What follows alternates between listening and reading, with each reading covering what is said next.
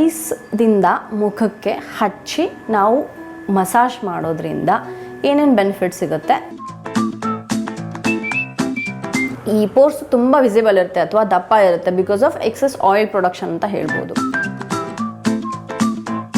Cells muscles ಕೂಡ alert ಆಗಿ ಒಂಥರ ಟೈಟ್ ಕೊಡುತ್ತೆ.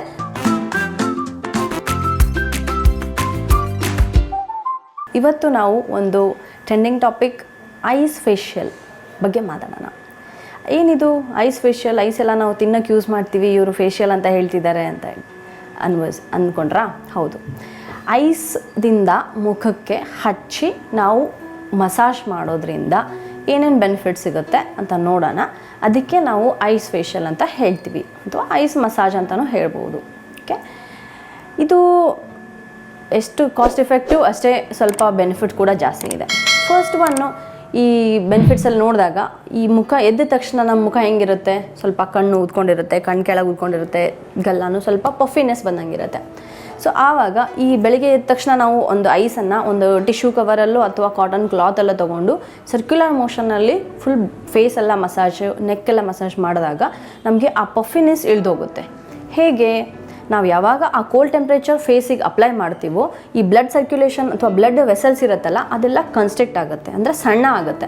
ಸಣ್ಣ ಆಗಿಬಿಟ್ಟು ಆ ಪೋರ್ಸು ಮತ್ತು ಆ ಪಫಿನೆಸ್ಸು ಸಡನ್ನಾಗಿ ಇನ್ಫ್ಲಮೇಷನ್ನು ಎಲ್ಲ ಇಳಿದು ಹೋಗ್ಬಿಟ್ಟು ಪಫಿನೆಸ್ ಕಡಿಮೆ ಆಗುತ್ತೆ.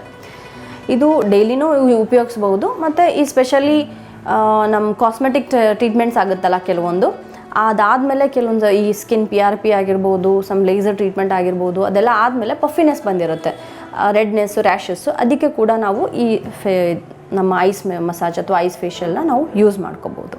ಓಕೆ, ನೆಕ್ಸ್ಟು ಈ ಟೈಟನ್ ದ ಪೋರ್ಸ್ ಅಂತ ಹೇಳ್ತೀವಿ. ಈ ಸ್ಕಿನ್ ಪೋರ್ಸ್ ಇರುತ್ತಲ್ಲ ನಮ್ಮದು, specially in the oily skin ಅಥವಾ ಆ್ಯಕ್ನೆ ಪ್ರೋನ್ ಸ್ಕಿನ್ಗಳಲ್ಲಿ ಏನಾಗುತ್ತೆ, ಈ ಪೋರ್ಸ್ ತುಂಬ ವಿಸಿಬಲ್ ಇರುತ್ತೆ ಅಥವಾ ದಪ್ಪ ಇರುತ್ತೆ because of excess oil production ಅಂತ ಹೇಳ್ಬೋದು.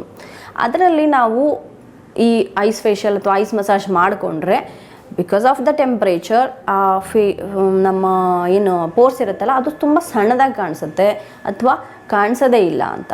ಸೆಕೆಂಡು, ಆಯಿಲ್ ಪ್ರೊಡಕ್ಷನ್ ಕೂಡ ತುಂಬ ಕಮ್ಮಿ ಆಗುತ್ತೆ ಅದರಿಂದ.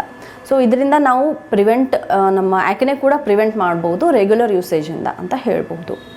ನೆಕ್ಸ್ಟು, ನಮ್ಮ ಸ್ಕಿನ್ ಹೆಂಗೆ ರೀಜನ್ರೇಟ್ ಆಗುತ್ತೆ ಈ ಐಸಿಂದ ಅಂತ ನೋಡಿದ್ರೆ, ಆ್ಯಂಟಿ ಏಜಿಂಗ್ ಎಫೆಕ್ಟ್ ಕೊಡುತ್ತೆ ಅಂತ ಹೇಳಿದ್ರೆ, ಈ ಯಾವಾಗ ನಾವು ಐಸ್ ಮಸಾಜ್ ಮಾಡ್ತೀವಿ ಈ ಬ್ಲಡ್ ಸರ್ಕ್ಯುಲೇಷನ್ ಇನ್ಕ್ರೀಸ್ ಆಗುತ್ತೆ, ರೈಟ್?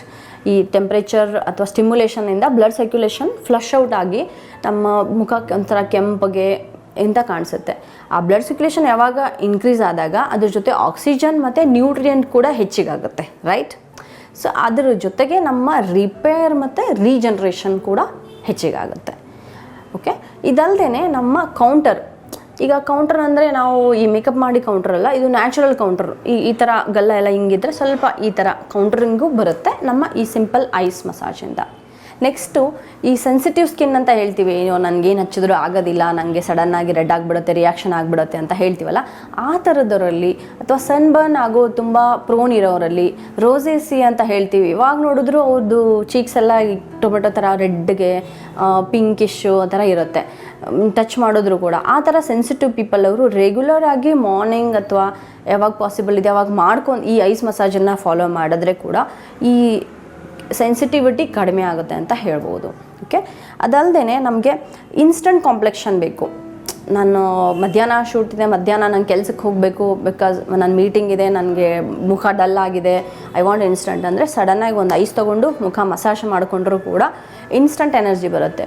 ಹೇಗೆ ಅಂತ ನೋಡಿದ್ರೆ, ಈ ಬ್ಲಡ್ ಫ್ಲೋ ನಮಗೆ ಜಾಸ್ತಿ ಆದಾಗ ಸೆನ್ಸಸ್ ನಾವು ಅಲರ್ಟ್ ಆಗಿಬಿಡ್ತೀವಿ. ಈ ಸಡನ್ನಾಗಿ ನಾವು ಸುಮ್ಮನೆ ಕೂತಿರುವಾಗ ಒಂದು ಕೋಲ್ಡ್ ತಂದು ಹಚ್ಚಿದ್ರೆ ನಾವು ಹೆಂಗೆ ಅಲರ್ಟ್ ಆಗಿಬಿಡ್ತೀವಲ್ಲ, ಹಾಗೆ ಕೂಡ ನಮ್ಮ ಸೆಲ್ಸು ಮಸಲ್ಸು ಕೂಡ ಅಲರ್ಟ್ ಆಗಿ ಒಂಥರ ಟೈಟ್ ಕೊಡುತ್ತೆ.